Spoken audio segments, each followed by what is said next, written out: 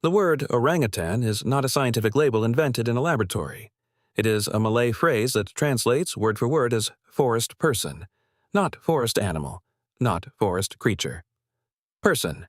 That single naming choice tells us something extraordinary about how the people of the Malay archipelago understood the boundary between human and ape, and whether they believed that boundary existed at all. To understand why this name matters, you have to place yourself in the rainforests of Borneo and Sumatra several centuries ago. The communities living there were not distant observers of wildlife. They were inhabitants of the same ecosystem as the orangutan. They moved through the same canopy, ate from the same fruit trees, and sheltered from the same monsoon rains. In that context, the orangutan was not a curiosity. It was a neighbor. A large, slow-moving, intelligent, orange-haired neighbor who built sleeping nests, used simple tools, and raised its young with visible care and patience. To the people who named it, drawing a hard line between that creature and a person was not the obvious move. The name they chose reflects that ambiguity directly. This was also a world where forests were not background scenery. Forests were social and spiritual territory. The Malay word hutan, meaning forest or jungle, carried weight. It was not simply a geographic description. It marked a zone that was wild, powerful, and inhabited by beings that did not follow ordinary human rules. Calling something a forest person was not an insult. It was a classification, and a remarkably generous one. Origin story: the compound word orangutan joins two Malay roots. Orang means person or human being. Utan is a contracted form of hutan, meaning forest or wilderness.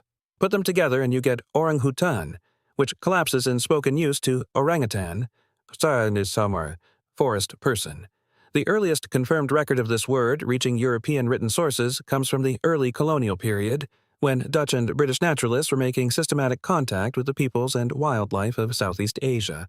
The Dutch East India Company, operating aggressively throughout the archipelago from the early 1600s, was among the first European institutions to document local Malay vocabulary in any depth. Company employees, physicians, and naturalists were keeping journals, and the word orangutan appears in these records as a direct borrowing from the Malay populations they encountered. One of the most significant early European figures in this story is Jacobus Bontius, a Dutch physician working in Batavia, which is now Jakarta, in the 1620s. Bontius was collecting observations on local plants, animals, and medicine, and his posthumously published work from around 1658 includes a description of the creature locals called the Orangutan. What is striking about Bontius is that he was not entirely sure how to classify what he was describing. His account treats the orangutan with a kind of cautious wonder, noting its human-like features and behaviors. He was, in some ways, echoing the ambiguity already embedded in the Malay name itself. Later, in the 17th century, the English naturalist Edward Tyson produced what is considered the first serious scientific dissection of a great ape, published in 1699. His subject was a chimpanzee, but his work set the framework through which Europeans would increasingly engage with the question of where apes sit in relation to humans. The Malay name orangutan was already circulating in European natural history circles by this point, carrying its original meaning with it, a meaning that, inconveniently for those who wanted clean categories, suggested the answer to Tyson's question had already been intuited by people in Borneo long before European science caught up. The word entered the English language in the late 17th century and was firmly established in natural history literature by the early 18th century. It came in through Dutch and Portuguese colonial contact, following the standard route by which so many Southeast Asian words entered European languages during the age of trade and empire. The misconception. Here is where people often get this slightly wrong.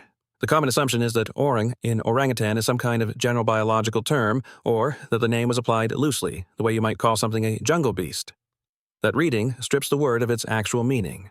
Orang in Malay specifically means person. It is used in compounds like orang asing, meaning foreigner, literally strange person, or orang laut, meaning sea person, which refers to maritime nomadic communities. The word carries full human weight. When Malay speakers called the ape an orang, they were not reaching for a vague label.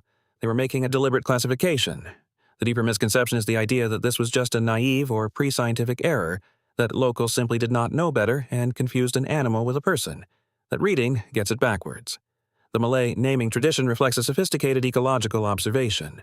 The people of Borneo and Sumatra lived alongside orangutans for generations. They were not confused about what they were looking at. They made a considered judgment that this creature belonged in a category adjacent to personhood, and they encoded that judgment in the name they gave it. Modern primatology has spent considerable effort establishing exactly how intelligent, emotionally complex, and socially aware orangutans are. The Malay-speaking communities of the archipelago arrived at essentially the same conclusion through direct observation, centuries earlier, and then put it into language. Modern echoes, the name has not faded into historical curiosity. It is still the name.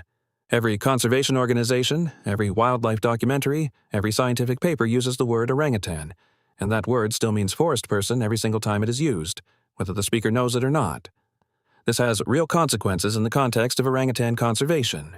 Activists and researchers working in Borneo and Sumatra have pointed out that the original Malay framing, treating the orangutan as a kind of person rather than just a protected animal, maps onto modern legal and ethical arguments about great ape rights.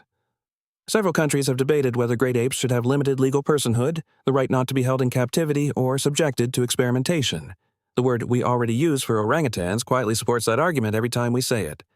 There's also a direct line from the Malay worldview to contemporary indigenous land rights cases in the region, where local communities argue that their ancestral forests are not simply natural resources but inhabited relational spaces. The language of forest person is not metaphor to them, it is a statement about shared territory. Deeper connections. The word orang connects outward through Malay in ways worth tracing. Orangutan is probably the most famous orang compound in English, but the structure is everywhere in Malay and Indonesian. The language builds complex social meanings by combining orang with a modifier, orang tua, old person, meaning parent or elder, orang muda, young person, orang kaya, rich person, which also became the title orang kaya for a class of Malay nobility. This means the word orangutan is not an outlier in its language. It follows a completely standard Malay grammatical pattern. The animal was named the way a profession or a social role would be named. Forest person, the same way you might say boat person or hill person, describing someone by where they live and how they live. On the other side of the etymology, the word forest in English carries its own layered history. It comes through Old French forest, rooted ultimately in a medieval Latin phrase from the Capitularies of Charlemagne, forestem silvum, meaning the outside woods. This was originally a legal and administrative term marking royal hunting grounds under the king's protection. So, in English, a forest is, at its root, a controlled and bounded space defined by who has power over it. Put those two etymologies together and you have a striking contrast. In the English tradition, a forest is defined by exclusion and ownership.